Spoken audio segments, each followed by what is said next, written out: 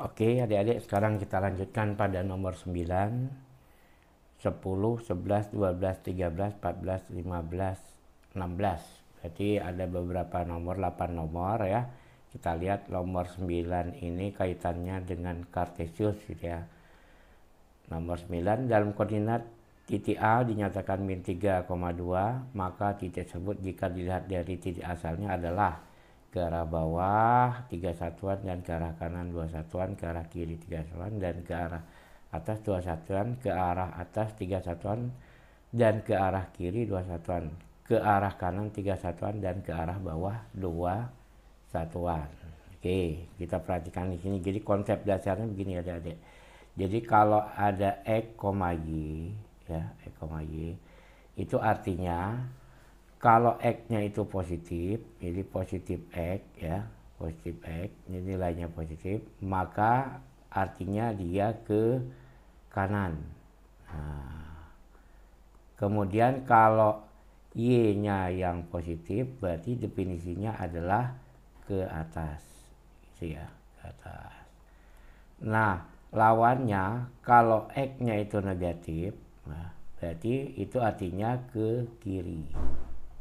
Gitu ya. Oke.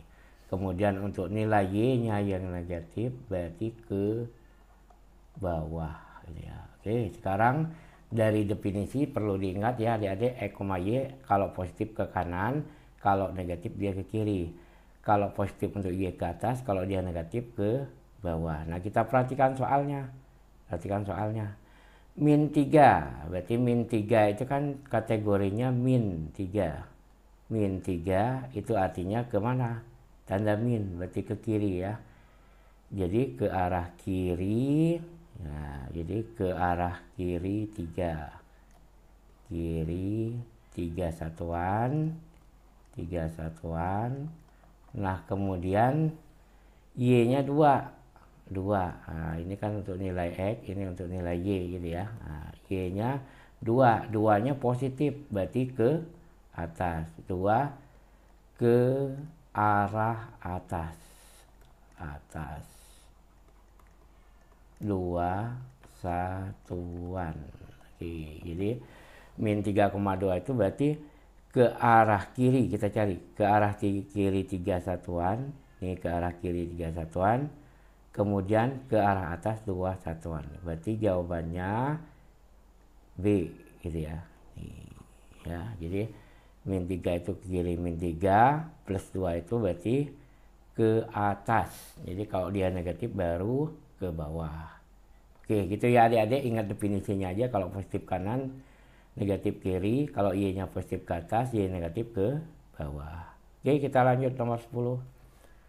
Seekor semut bergerak dari titik P ke kanan 3 satuan, dilanjutkan ke atas 6 satuan, dan terakhir bergerak ke kiri 1 satuan. Ternyata semut tersebut sekarang berada di titik 6,-1. Maka titik asalnya apa? Oke, gampang. Jadi caranya begini. Pertama, kita gambar dulu posisinya dalam koordinat Kartesius ya. Nih. Nah, kita lihat di sini.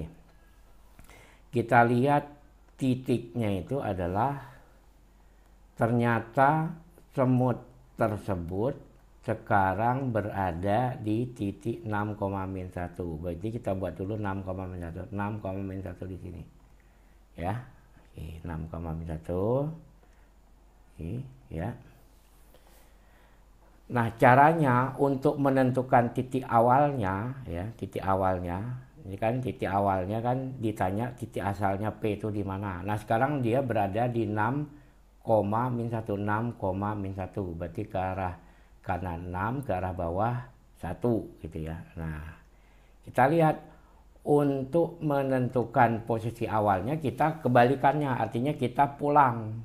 Kan tadi pergi nih, seekor semut bergerak dari dari titik P nih ke kanan 3 satuan, dilanjutkan ke atas 6 satuan, terakhir bergerak ke kiri 1. Ternyata semut tersebut berada di 6,-1 sekarang. Berarti hitungan sekarang adalah pulang. Berarti kita hitung kebalikannya ya.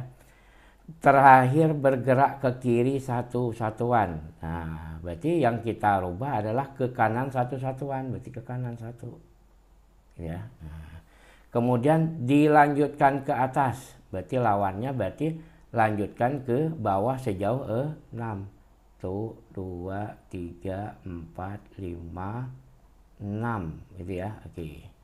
Nah, terakhir ke kanan 3 satuan, berarti dia ke kiri 3 satuan. 1, 2, 3. Oke, berarti titik D yang paling akhir adalah sini. Nah, udah berarti jelas titiknya adalah berapa koma berapa di situ? 4, min 7. Jadi 4, min 7. Jadi jawabannya adalah 4, min 7. Jadi untuk menentukan awal dari titik P-nya itu adalah dia pulang. Nah, dia pulang ya. Jadi P absennya awalnya 6, min 1, dia pulang. Ke kiri 1, berarti kita ke kanan 1. Ke atas 6, berarti kita ke bawah 6. Kemudian ke kanan 3, berarti ke kiri 3. Maka titik akhirnya adalah di sini jelas 4, min 7. Jadi jawabannya yang A. Oke, sekarang kita lanjut ke nomor 11. Trapesium PQRS siku-siku di titik P. Nah, siku-siku titik P. Jika P 3,2, Q 10,2, R 8,6, maka titik S-nya berapa? Oke, sama seperti tadi kita gambar dulu ya. Oke, kita gambar di sini. Nah, kita buat dulu koordinatnya ya. Oke. Nah, sekarang yang pertama titik P-nya 3,2, 3,2. Oke, P. Berarti di sini adalah 3,2 itu adalah titik P ya, titik P. Kemudian titik Q-nya 10,2, 10,2. Nah, berarti ini adalah titik Q ya.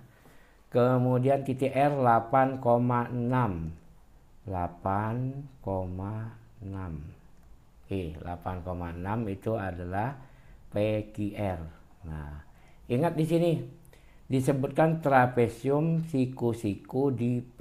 Berarti siku-siku di P. Berarti tinggal kita gambar ya. Oke, kita gambar siku-sikunya di P. Ini. Otomatis kalau kita gambar seperti ini, garis PQ ya. Nah, QR. Nah, siku-siku di sini siku-siku. Nah, siku-siku.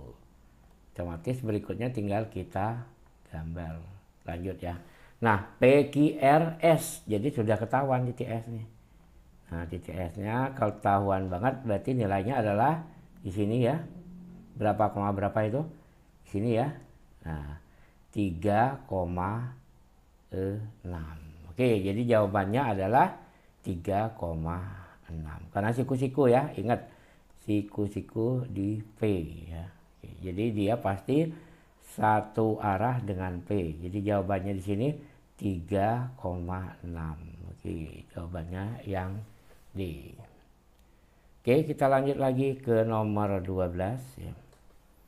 Segitiga sama kaki ABC ya, sama kaki ABC ini. Dengan AC sama dengan BC, A-nya min 4,3, C min 1,8, maka koordinat P berapa? Jadi semuanya kita gambar ya. Oke, kita gambar ya. Oke. Nah, ini sekarang kita gambar. Oke, yang pertama titik A-nya min 4,3, min 4, kiri min 4, atasnya 3, min 4,3. Berarti ini adalah titik A ya. Titik A min 4,3 gitu ya. Kemudian K-nya min 1,8 ya. K min 1,8 berarti di sini. Nah, berarti ini adalah titik C. Nah, C. Nah, AC sama dengan BC. Jadi kalau kita buat segitiga di sini, ini kan AC ya nih. AC. Maka ada garis bawah AB-nya. Ini kan AC sama dengan BC. Nah, kita lihat di sini cara membuat garisnya sini. Ini kan kalau kita ambil dari sini, C ke bawah itu kan ada 3 kotak, 1, 2, 3.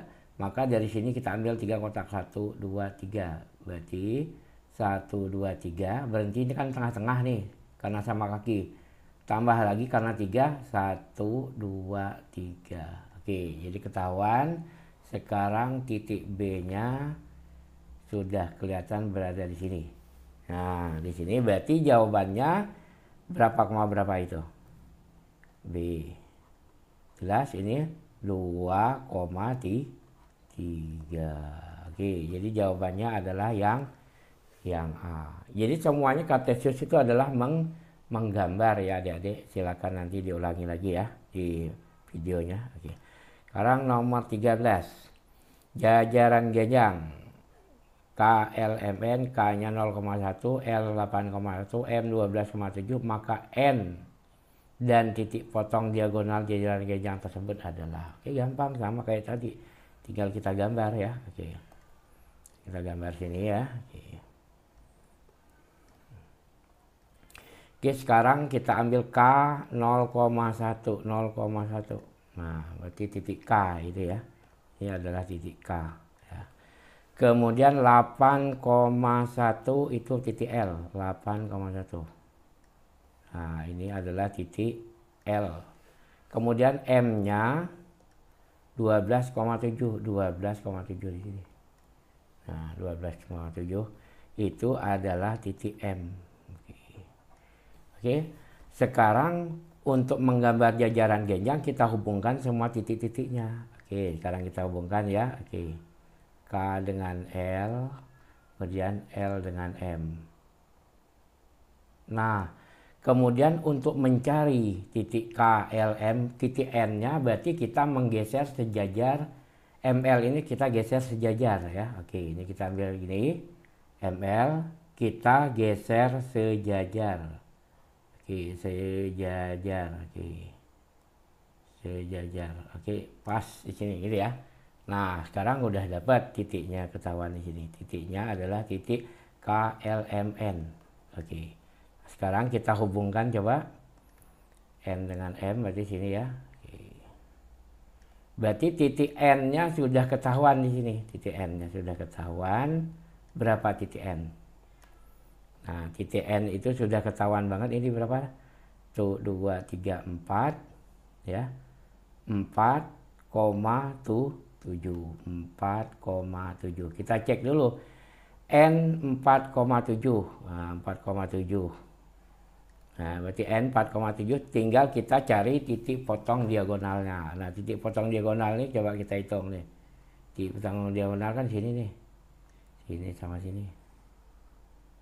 Oke. Nah, itu jelas titiknya ketahuan berapa koma berapa? 6,4. Ini ketahuan banget ya ini. Tengah-tengahnya. Nah, kalau kita gambar berarti kan ini ada 6, kemudian atasnya 4. Jadi titik potong diagonalnya adalah di sini 6,4. Oke, jadi jawabannya adalah yang C, 4,7 dan 6,4. Oke, lanjut nomor 14. Titik koordinat yang berjarak paling dekat. Nih, yang berjarak paling dekat dengan 5,3. Berarti kita gambar ya. Tapi kalau teman-teman sudah belajar tentang jarak antar dua titik nggak usah pakai gambar. Tapi saat ini kita gunakan gambar dulu ya. Oke ya. Gambar di sini. Nah, titik aslinya adalah 5,-3. 5,-3 nih. Nah, mana yang terdekat? Misalkan kita kan namakan aja ini titik A. Mana yang terdekat dengan A? Coba kita ambil yang pertama. Min 5,-3. Min 5,-3 sini. Oh, ini. Min 5,-3. Kita buat aja ini pilihan A ya. Pilihan A ya. Kemudian yang kedua min 5,3. Min 5,3 nih. Ini pilihan yang B gitu ya. Pilihan yang B. Oke. Kemudian 3,5 pilihan yang C. 3,5 nih. Nah, ini pilihan yang C. Nah, pilihan yang terakhir adalah 5,3. 5,3. Oke. Jelas dari gambar sudah bisa kita lihat dari titik aslinya yang A ini ada pilihan A-nya di sini min 5,3, B-nya min 5,3, C-nya 3,5, sedangkan D-nya adalah 5,3. Pasti yang paling dekat adalah titik D, gitu ya, karena yang lain tuh rodo jauh gitu ya, agak jauh gitu ya. Jadi yang paling dekat adalah titik D. Berapa nilainya? 5,3. Jadi jawabannya adalah yang D. Oke, lanjut lagi nomor 15. PQR adalah 3 titik yang segaris jika PQ banding QR 1:1, Q-nya 2,4, R-nya 4,2, maka titik P adalah ya. Oke. P adalah, oke, gampang kita gambar ini ya, gambar.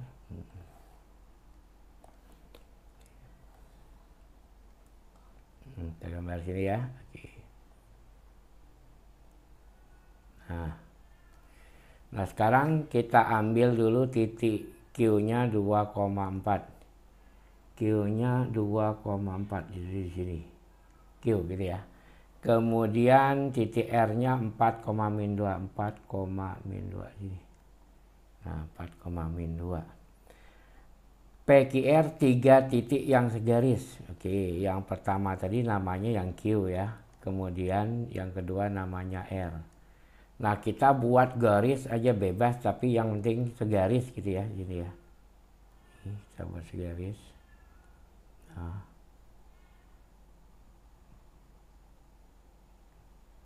Nah, kalau kita teruskan lagi nih ya, kita buat segaris. Oke. Nah, di sini maka koordinat titik P adalah perbandingannya 1:1. Jelas di sini ya. Jelas di sini ketahuan bahwa titik P-nya di sini nih.